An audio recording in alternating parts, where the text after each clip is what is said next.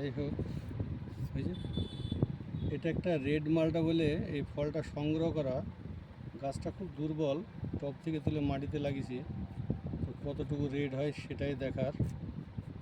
গাছটা মাটি একদম শুকিয়ে গেছে, আলহামদুলিল্লাহ। রেডটা কেবল আসছিল, এই যে রেড পুরোপুরি হয়নি, কিন্তু রেডটা একদম আসছিল। কালারটা বেশ সুন্দরই লাগছে। এখন বীজ তো অনেক আছে, 2 4 6 7খানা বীজ আছে। তো আচ্ছা, কালার তো মনে হচ্ছে আসবে, মনে হয়েছে, যেহেতু এখনও ম্যাচুরিটি হওয়ার সময় হয়নি এর। তো গাছটা মাটি শুকিয়ে গেছিলো, পেড়ে ফেললাম। দেখি খেতে কেমন, দেখবো, তারপরে বাকিটা বলবো। একটু ওয়েট করেন, আমি ফলটাকে এটা কেটে আগে খাই, আগে নিজেই খাবো, তারপরে এর ভালো মন্দ নিজেই বলবো।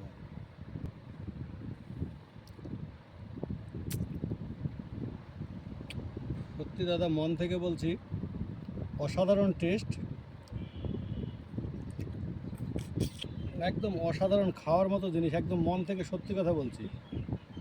আমার এখানে আর একজন আছে, আমার ক্যামেরাম্যান, ওনাকে দিয়ে একটু টেস্ট করাবো। আগে দেখেন, দেখ তো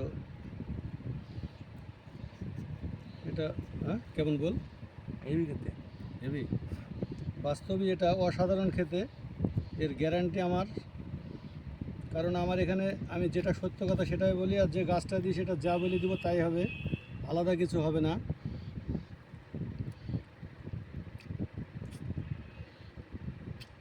রসও প্রচুর, খেতেও অসাধারণ। Thank you.